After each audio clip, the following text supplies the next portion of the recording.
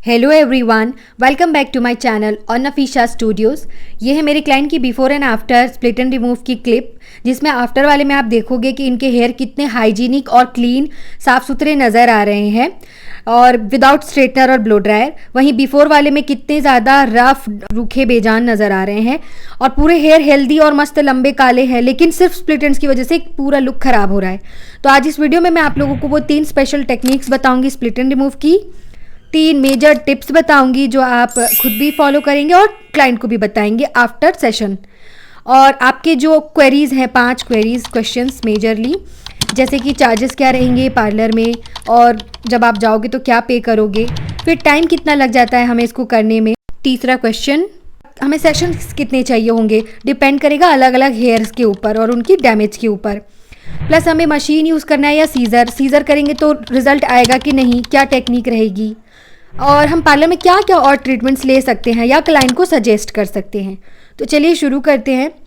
सबसे पहले मैं इनका हेयर कट करूंगी। ट्रिमिंग की ज़रूरत है, काफ़ी टाइम से इन्होंने नहीं की थी कोई भी ट्रिमिंग, इसी वजह से स्प्लिट एंड्स ज़्यादा बढ़ गए।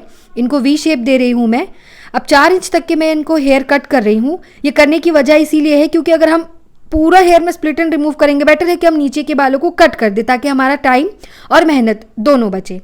अब देखिए इनके हेयर में सेशंस मुझे ना 3 लग जाएंगे क्योंकि बहुत ही काले घने लंबे बाल हैं और स्प्लिट एंड्स पूरे बीच से आ गया है, ठीक है। वहीं किसी के अगर हेयर थिन है और स्प्लिट एंड्स थोड़े नीचे की तरफ है तो हम उनको एक ही बार में दे करके हमारा काम हो जाएगा। मेरी सबसे पहली टेक्निक जो मैं कर रही हूँ, आपको ना ऐसे सीजर को और अपने हेयर को सेक्शन में डिवाइड कर लेना है। पहला सेक्शन में राइट की तरफ से निकाली हूँ छोटे हेयर्स को और ऐसे ऊपर की तरफ से रब करती जा रही हूँ। बहुत ज़्यादा रब नहीं करोगे वरना बाल कट जाएंगे, हल्का हल्का रब करोगे। और आप देख रहे हो कितनी गंदगी निकली है, मैं जैसे दिखा रही हूँ इनको भी और आपको भी दिखा रही हूँ, ऐसे गंदगी निकल जाती है क्योंकि बहुत टाइम से नहीं किए ना। अगर साफ़ सुथरे हेयर वेल मेंटेन्ड होंगे तो इतनी गंदगी नहीं आएगी।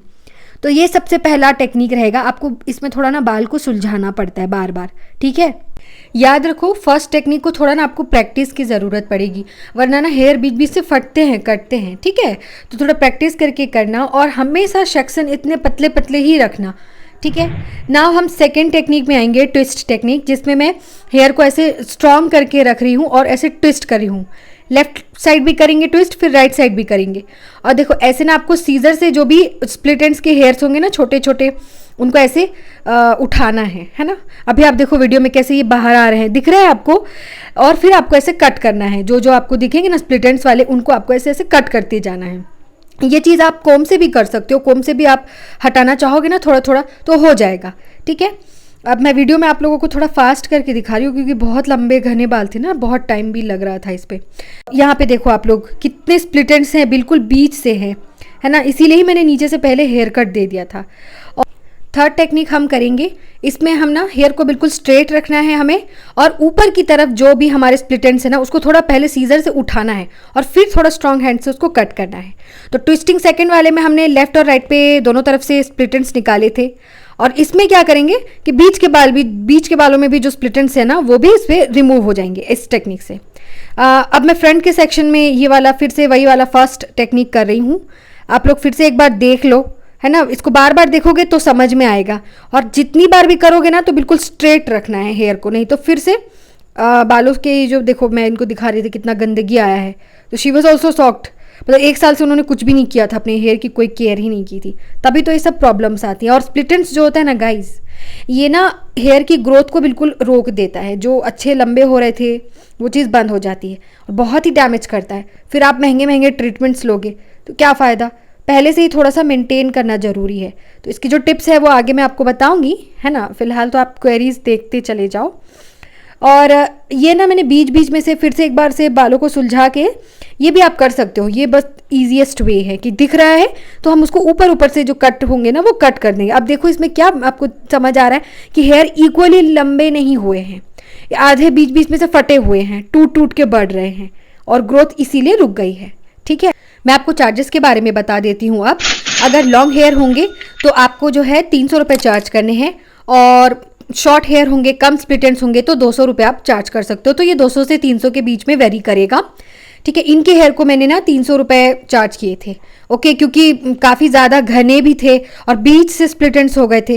वहीं अगर ठीक ठाक होंगे, जैसे स्प्लिट एंड्स अगर ना 3 स्टेज में होता है, बीच में और ऊपर की तरफ बढ़ जाएगा बहुत ज़्यादा, या फिर नीचे किसी किसी का होगा, और नीचे अगर किसी का कम कम है तो आप उनमें थोड़ी सी ट्रिमिंग दे दोगे। और अभी इनके में जितनी मेहनत मुझे करनी पड़ रही है ना, ये बार बार ट्विस्ट करके, उतना नहीं करना पड़ता। वो थोड़ा बहुत आप सेकेंड या थर्ड टेक्निक कर लोगे ना तो भी आपका काम चल जाएगा।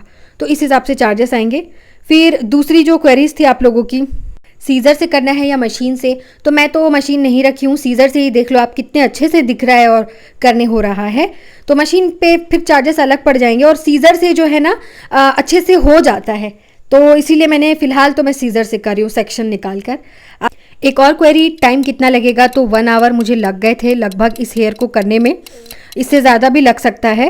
तो और अगर थिन हेयर है या फिर कम है, नॉर्मल स्प्लिट एंड्स है, तो आपको वही 45 मिनट्स 30 मिनट्स हो जाएगा ना। क्वेश्चन सेशंस कितने आपको लगेंगे, तो देखिए मैंने जैसे बताया कि अगर डैमेज बहुत ज़्यादा ऊपर तक है तो फिर तो आपको 2 से 3 सेशन लगेंगे, जैसे कि इनके हेयर में है 2 से 3 सेशन लगेंगे। कभी भी ये ना सोचे कि एक ही बार में हो जाएगा, और लॉन्ग हेयर है तो फिर तो सोच ही लो। वहीं अगर बहुत ज़्यादा डैमेज नहीं है, एक बार मेरा हुआ था, थोड़ा बहुत स्प्लिट एंड्स आए थे, तो वो एक बार में ट्रिमिंग वगैरह और थोड़े बहुत ऐसे सीजर से भी रिमूव करोगे ना तो हो जाएगा। सो ये देखो लेफ्ट और राइट में मैं ट्विस्ट करते चली जा रही हूँ। टेक्निक आप लोग ध्यान से देखना, 1-2 बार वीडियो को फिर से देख लेना आप। और गाइज मैं आप लोगों को एक रिक्वेस्ट करूँगी कि जितना हम लोग मेहनत कर रहे हैं, इतना आप लोगों के लिए हम लोग शूट करते हैं, क्लाइंट को भी होल्ड पे रख के हमारा शूटिंग चलता रहता है, तो प्लीज़ हमें ना सब्सक्राइब कर दिया करो यार, कमेंट कर दिया करो, थोड़ा बहुत लाइक कर दोगे तो हमें मोटिवेशन मिल जाएगी ताकि हम नेक्स्ट वीडियो बनाएं, है ना। अब पार्लर ट्रीटमेंट्स क्या क्या लगेंगे ये मैं बता देती हूँ। तो आप ना इनको हेयर स्पा सजेस्ट कर सकते हो, क्योंकि काफ़ी ड्राई और रफ हेयर है ना, इन्होंने कुछ किया भी नहीं है। सेकंड, आप केराटिन ट्रीटमेंट इनको बता सकते हो, और जैसे कि थर्ड में मैं बताऊं तो आप लोग प्रोटीन ट्रीटमेंट बता सकते हो। इससे ना बालों की जड़ें जो है वो मजबूत हो जाएंगी, और नीचे से भी हेयर को जो है काफ़ी नरिशमेंट मिल जाती है ये सारी चीज़ों से। हेयर काफ़ी ज़्यादा बाउंसी और शाइनी हो जाते हैं, हेल्दी नज़र आते हैं, स्प्लिट एंड्स भी जल्दी वापस नहीं आते हैं, तो वो सब आप करवा सकते हो।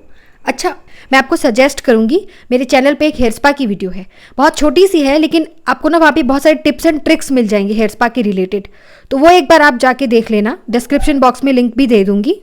अब देखिए इनकी फ्रंट हेयर में ना बहुत छोटे छोटे सेक्शन निकाल कर मैं ज़्यादा मेहनत करके रबिंग करके हेयर स्प्लिट एंड्स निकाल रही हूँ। तो कई सारे लोगों का ना यही होता है, फ्रंट हेयर जो होता है ना वो बहुत ज़्यादा डैमेज हो जाते हैं, ठीक है। जैसे कि मेरे क्लाइंट के थे, उनके फ्रंट के जो फ्लिक्स होते हैं ना, हम जो बैंग्स देते हैं, वो बहुत ज़्यादा ख़राब हो गए थे, एकदम से डैमेज हो गए थे, तो फिर वही करना पड़ा मुझे। तो आप लोग ये चीज़ ध्यान रखना, आपको भी ऐसे देखना है कि क्लाइंट का कौन सा सेक्शन ज़्यादा खराब है, वहाँ पे फिर आपको छोटे छोटे सेक्शन करके ज़्यादा ध्यान देना होता है, ठीक है। अच्छा, अभी तो मैं आप लोगों को इस वीडियो में 3 टिप्स बता दूंगी जो आप स्प्लिट एंड्स ना आए इसके लिए इन जनरल कोई भी इसको फॉलो कर सकता है, लेकिन आपके स्प्लिट एंड्स आने की क्या वजह रही होगी और उसके लिए क्या सॉल्यूशन आप लगा सकते हो, ये चीज़ जानना बहुत ज़रूरी है। तो ये मैंने एक वीडियो में कवर किया है। हम ब्यूटिशियन जनरली किसी का भी स्प्लिट एंड्स देख के ना पता लगा लेते हैं कि इनको आया क्यों होगा स्प्लिट एंड्स, ठीक है। तो वो आप भी पता कर सकते हो और उसके लिए सही सॉल्यूशन फॉलो कर सकते हो, वरना ऐसे ही घूमते फिरते रहोगे। तो इसके लिए जो मैंने वीडियो बनाई है ना स्प्लिट एंड्स की पूरी, वो एक बार जाके ज़रूर से देखना, तो आपको अच्छे से सब समझ में आ जाएगा। अब मैं आप लोगों को ना टिप्स बता देती हूँ। सबसे पहले तो हमें ना अपने हेयर में ऑयलिंग देनी है for nourishment and hair growth, plus ये ड्राइनेस को भी कंट्रोल करेगा और स्प्लिट एंड्स को रोकेगा। फिर ये तो हो गई बालों की जड़ों की बात। नीचे के लिए हमें देनी है प्रॉपर कंडीशनर फॉर कंडीशनिंग, जिससे कि बाल उलझेंगे नहीं और ड्राइनेस कम हो जाए। अब सेकंड टिप्स में जो आपको दूंगी वो आप लोग बहुत से लोग मिस कर देते हो, वो ये है कि हमें हेयर में हमेशा प्रॉपर रेगुलर ट्रिमिंग और कटिंग देते रहनी चाहिए। ये टाइम 3 to 4 मंथ्स के अंदर वेरी करता है, इस बीच में आपको एक बार तो ट्रिमिंग करनी ही करनी है। और अगर स्प्लिट एंड्स ज़्यादा हैं तो आपको फ्रीक्वेंटली हेयर कटिंग और ट्रिमिंग की ज़रूरत पड़ेगी, भले ही थोड़ा सा कम करो। जैसे कि मेरी क्लाइंट थी ना, इन्होंने ना 8-9 महीने या साल भर तक कुछ नहीं कट करवाया था, तभी इनका इतना ज़्यादा डैमेज बढ़ गया। और अगर आप टाइमली स्प्लिट एंड्स रिमूव या कट नहीं कराओगे ना तो वो बीच से फिर ऊपर तक चला जाता है, इनका जैसे बीच तक आ गया था। तो अब मैंने इनको वी कट दिया तो थोड़ा सा वहाँ से कम हुआ है। अब मैं अपने स्टेप्स से इनका फ्रंट एरिया से ही अच्छे से सब रिमूव कर रही हूँ ऐसे। तो ये जो स्टेप्स अगर आप करोगे ना गाइस, तो एटलीस्ट 60% तो आप फर्स्ट सिटिंग में ही कम कर लोगे, थोड़ी प्रैक्टिस अच्छी होगी तो। अब थर्ड टिप्स जानते हैं, वो ये है कि हमें हमेशा हेयर स्प्लिट एंड्स के बाद अप्लाई करना है हेयर मास्क, और हेयर केयर बहुत अच्छे से करना है। तो शैम्पू वगैरह भी आप माइल्ड यूज़ करना, और हेयर केयर में ना आप बहुत सारे मास्क यूज़ कर सकते हो, जो मैंने बताया ना एक और वीडियो में बताया है, तो उसमें बहुत सारे मास्क भी बताए हैं। तो आप दही, अंडा, ये सारी चीज़ों को ना अप्लाई करो, या फिर आप क्रीम ले रहे हो हेयर मास्क, तो वो भी काफ़ी इफेक्टिव रहता है। और हेयर की ना केयर करना बहुत ज़्यादा ज़रूरी है, ठीक है। टाइमली आप वॉश करोगे तो सारी चीज़ें फिर धीरे धीरे नॉर्मल हो जाएंगी। तो मेरा वीडियो आप लोगों को कैसा लगा ये मुझे प्लीज़ से बताओ, है ना। जैसे मैंने बताया कि हम लोग बहुत मेहनत कर रहे हैं, तो थोड़ा सा आप रिवॉर्ड दे सकते हो, थोड़ा हमें सपोर्ट कर सकते हो, है ना। और मेरी बताई हुई टेक्निक को फॉलो करोगे तो डेफिनेटली आपको भी रिजल्ट मिलेगा, थोड़ी प्रैक्टिस लगेगी। ओके ना, अभी आप लोग आफ्टर रिजल्ट देखो, ये हेयर बिल्कुल भी स्ट्रेटनर नहीं यूज़ किया है, फिर भी कितने अच्छे लग रहे हैं। मतलब पहले से वो आई थी तो कैसे, मतलब एकदम गांवली लग रही थी, अब इनका हेयर कितना अच्छा लग रहा है। जो असली हेयर है ना उसको मैंने अच्छे से अब निहार दिया है, इतने सुंदर हेयर को प्रॉपर रिजल्ट दे के अच्छा बना दिया। तो अब ये खुशी से जाएंगी घर, है ना। So yeah, thank you, subscribe my channel, bye.